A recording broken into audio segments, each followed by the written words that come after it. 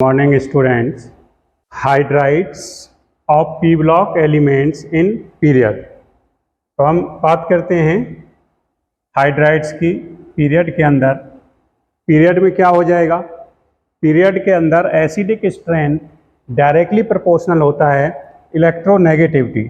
Directly proportional होता है electronegativity of central element. तो जब कभी पीरियड की बात आए, हाइड्राइड्स का केस हो, तो हमने इलेक्ट्रोनेगेटिविटी के डायरेक्टली करना होता है। क्वेश्चन देख सकते हैं। अगर हम क्वेश्चन देखते हैं इसका, तो क्वेश्चन दिया हुआ है which one of the following is the most acidic. Which one of the following is most acidic. Most acidic देखा जाए तो इसमें इलेक्ट्रोनेगेटिविटी का अरेंजमेंट कार्बन, कार्बन के बाद नाइट्रोजन, ऑक्सीजन, फ्लोरीन। तो जब हम इधर चलेंगे, इलेक्ट्रोनेगेटिविटी इंक्रीज होता चला जाएगा। Electronegativity increases. इलेक्ट्रोनेगेटिविटी इंक्रीज अगर होती है तो एसिडिक स्ट्रेंथ इंक्रीज हो जाएगी। Acidic strength increases. तो यहाँ पर मोस्ट इलेक्ट्रोनेगेटिव फ्लोरीन होगा, लीस्ट इलेक्ट्रोनेगेटिव कार्बन होगा, इसलिए मोस्ट एसिडिक आंसर हो जाएगा HF। क्या हो जाएगा? HF। तो यहाँ पर ध्यान रखना है, हाइड्राइड्स के केस में इलेक्ट्रोनेगेटिविटी के डायरेक्टली प्रोपोर्शनल करना है। नेक्स्ट हमारा आ जाता है acidic strength. Acidic strength of oxides, hydroxides.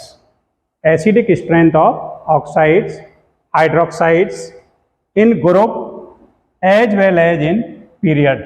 तो ये कहीं भी हो, इसको हम निकाल सकते हैं। इसमें ध्यान रखना है acidic strength directly proportional to electronegativity of central element.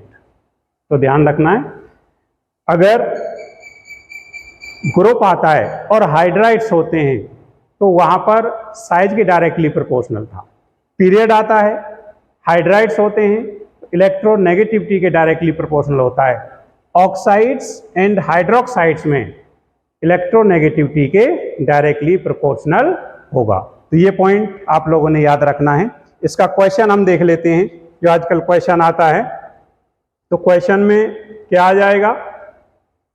Which one of the following is most acidic in nature. Most acidic पूछा है। मोस्ट एसिडिक की बात करते हैं हम, तो यहां पर फिर से क्लोरीन, ब्रोमीन, आयोडीन। तो इलेक्ट्रोनेगेटिविटी डिक्रीज होगी। Electronegativity decrease. ये मोस्ट इलेक्ट्रोनेगेटिव है, मोस्ट इलेक्ट्रोनेगेटिव, और ये लीस्ट इलेक्ट्रोनेगेटिव है। तो मोस्ट इलेक्ट्रोनेगेटिव, क्योंकि यहाँ पर acidic strength directly proportional to electronegativity, तो मोस्ट इलेक्ट्रोनेगेटिव Cl होगा यहाँ पर, इसलिए मोस्ट एसिडिक नेचर हो जाएगा HClO4। तो यहाँ से हम क्वेश्चन लगा सकते हैं। नेक्स्ट क्वेश्चन आ सकता है which one of the following is the most, which one of the following is the correct increasing order of acidic strength. Acidic strength का करेक्ट इंक्रीजिंग ऑर्डर इनमें से कौन सा है? तो यहाँ पर हमने देखना है, फिर उसी तरह से देखना है। तो यहाँ पर I, Br, Cl, तो इन्हें अगर देखते हैं तो इलेक्ट्रोनेगेटिविटी इंक्रीज हो जाती है। Electronegativity increases. इलेक्ट्रोनेगेटिविटी अगर इंक्रीज होती है तो क्या करना है? एसिडिक स्ट्रेंथ इंक्रीज हो जाएगी। Acidic strength increases. तो यहां पर कौन सा होगा? अब इसमें से देखा जाए तो कि क्लोरीन सबसे एसिडिक हो जाएगा, उसके बाद ब्रोमीन हो जाएगा, उसके बाद आई हो जाएगा। तो सबसे ज़्यादा Cl सेकंड, उसके बाद Br फर्स्ट, उसके बाद I थर्ड। तो ये ऑर्डर हमारा एसिडिक स्ट्रेंथ का हो जाएगा, इसे हम कर सकते हैं।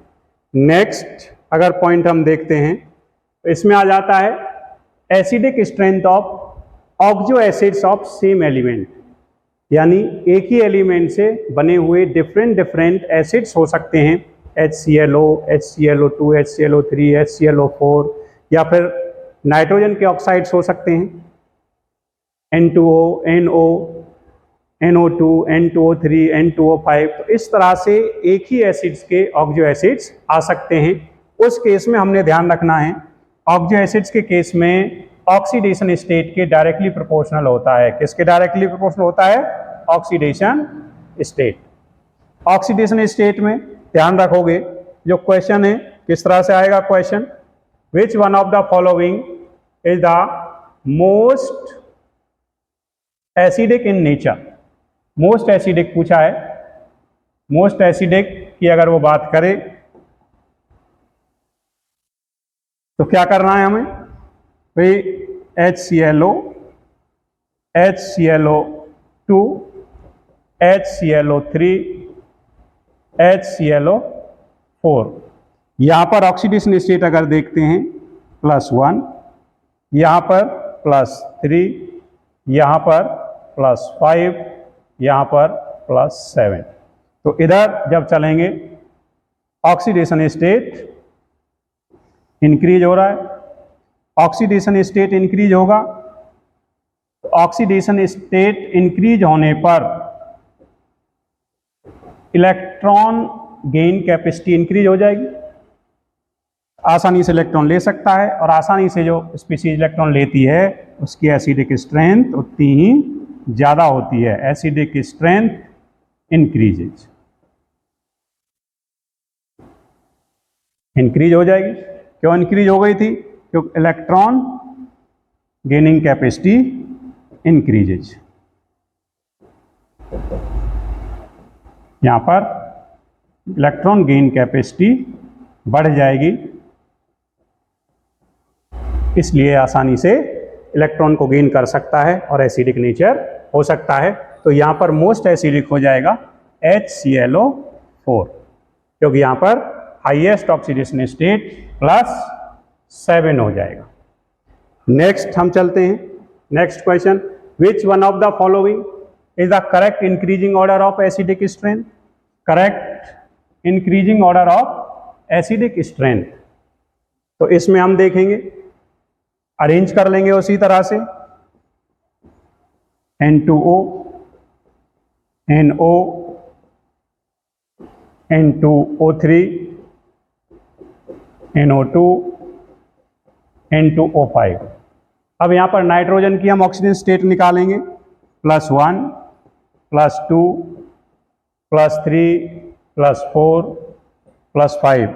तो क्या हो रहा है, फिर से ऑक्सीडेशन स्टेट इंक्रीज हो रही है, ऑक्सीडेशन स्टेट इंक्रीज होगी तो एसिडिक स्ट्रेंथ इंक्रीज हो जाएगी।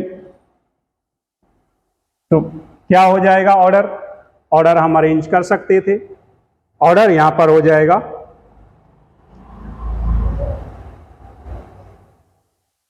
सबसे, अगर आपको इंक्रीजिंग ऑर्डर करना है तो लीस्ट में NO, N2O, N2O फर्स्ट, उसके बाद NO फिफ्थ, उसके बाद N2O3, N2O3 यहाँ पर दो जगह N2O5 लिखा हुआ है, तो इसको हम करेक्ट कर देते हैं।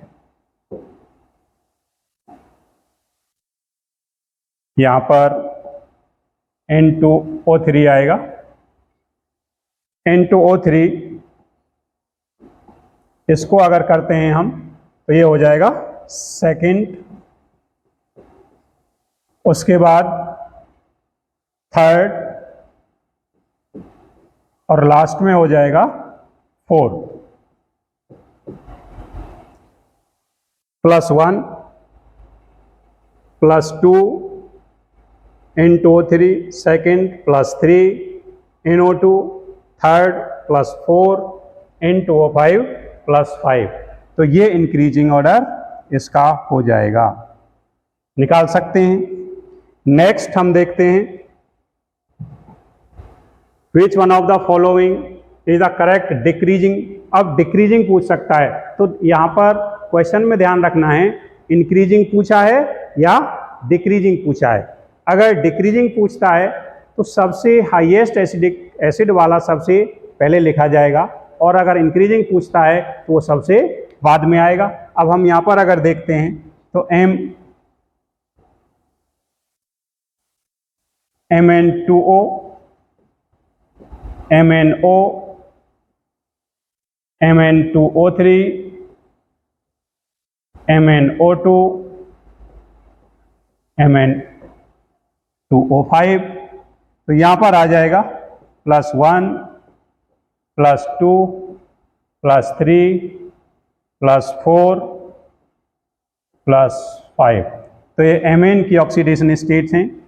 तो यहाँ पर अगर देखते हैं तो ऑर्डर क्या आ जाएगा, यहाँ ऑर्डर बन जाता है सबसे पहले इसमें डिक्रीजिंग पूछा गया है तो हाईएस्ट Mn2O5, उसके बाद आ जाएगा फिफ्थ MnO2, फिर आ जाएगा यहाँ पर सेकंड Mn2O3, उसके बाद आएगा फर्स्ट MnO और लास्ट में आएगा 4। तो इस तरह से ये इसका ऑर्डर बन जाएगा। तो यहाँ से हम डिक्रीजिंग पूछे या इंक्रीजिंग पूछे या मोस्ट पूछे या लीस्ट पूछे, किसी भी तरह से अगर वो क्वेश्चन पूछता है एसिडिक स्ट्रेंथ का, तो हम एसिडिक स्ट्रेंथ के क्वेश्चंस को आसानी से सॉल्व कर सकते हैं। नेक्स्ट हम देखते हैं एसिडिक स्ट्रेंथ ऑफ हाइड्रोकार्बन। अब यहाँ पर हाइड्रोकार्बन के केस में भी एसिडिक स्ट्रेंथ आ जाती है। हाइड्रोकार्बन के केस में हम क्या देखेंगे कि acidic strength directly proportional to S character. S character जो हाइब्रिडाइजेशन का होगा, हाइब्रिडाइजेशन में हम एस करेक्टर को देखते हैं।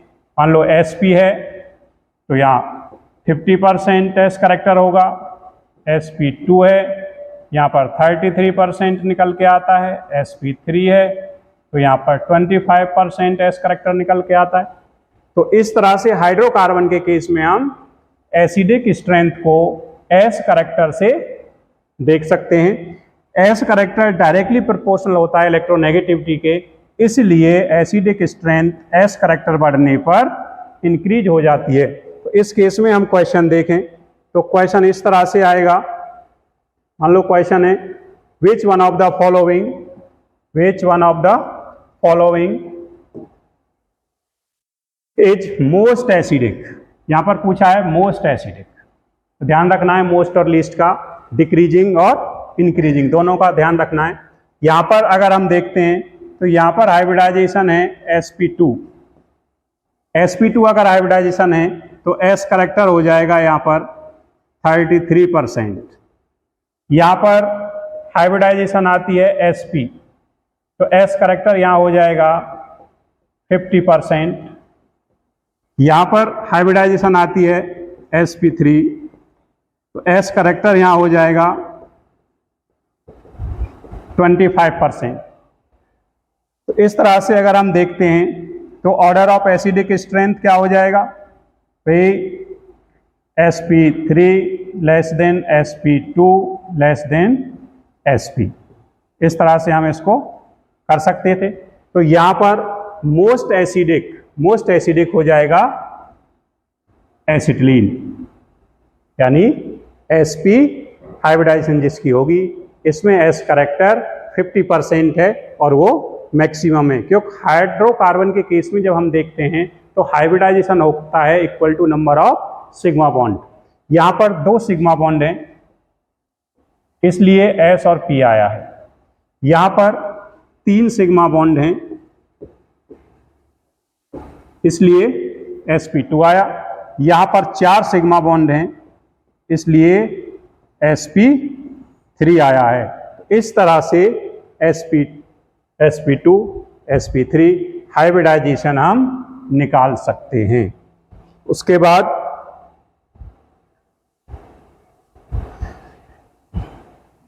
किसी भी क्वेश्चन में एसिडिक स्ट्रेंथ अगर आती है तो मैं फिर रिपीट करा देता हूं एक बार। In case of organic acid, acidic strength directly proportional to negative inductive effect, inversely proportional to positive inductive effect, directly proportional to Ka dissociation constant of acid, inversely proportional to pKa negative logarithm of dissociation constant of acid, directly proportional to pKb negative log of dissociation constant of base, inversely proportional to Kb dissociation constant of base and inversely proportional to basic strength। तो इस तरह से organic acids में आ जाएगी। उसके बाद हम देखते हैं हाइड्राइड्स का केस हो, P ब्लॉक हो, ओनली इन ग्रुप हो, तो वहां पर एसिडिक स्ट्रेंथ डायरेक्टली प्रोपोर्शनल होती है साइज के, size of P block element.